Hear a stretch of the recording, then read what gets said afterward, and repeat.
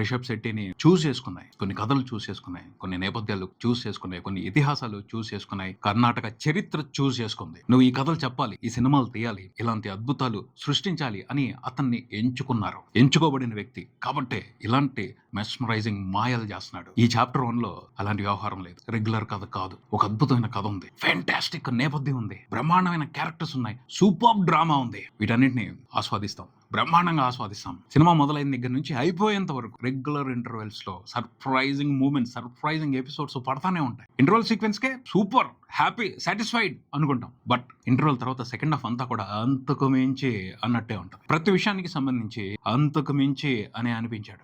Second half అయితే నేను thrill అయిపోయాను. ఆ సెకండ్ హాఫ్ ని డిజైన్ చేసిన విధానం, తీసుకువెళ్ళిన విధానం అద్భుతం అని చెప్పడం చిన్న పదం అవుద్ది. సెకండ్ హాఫ్ స్టార్ట్ అయిన తర్వాత మధ్యలో ఓ సూపర్ ఎపిసోడ్ వస్తుంది. అదే కాంతారా క్లైమాక్స్ లా ఉంటది. అదేంటి క్లైమాక్స్ ఇక్కడే చూపించేస్తున్నాడు, ఇకపైన కథ ఏం చెప్తాడు, ఏముంటది ఈయన దగ్గర చెప్పడానికి అని ఆశ్చర్యపోయాను. లేదు, చాలా పెద్ద కథ ఉంది, మీరు ఊహించిన కథ ఉంది నా దగ్గర అని ఆ తర్వాత డ్రైవ్ లో తీసుకువెళ్లి అతను ఇచ్చిన డీటెయిల్స్, అతను క్రియేట్ చేసిన సిచ్యువేషన్స్, అతను ఇచ్చిన ట్విస్ట్లు, మైండ్ పోతుందంతే. అద్భుతమైన ట్విస్టులు పెట్టి క్లైమాక్స్ ని అంతకంటే బాగా చేశాడు, అంతకు మించిన ఎక్స్పీరియన్స్ ఇచ్చాడు అని చెప్పాలి.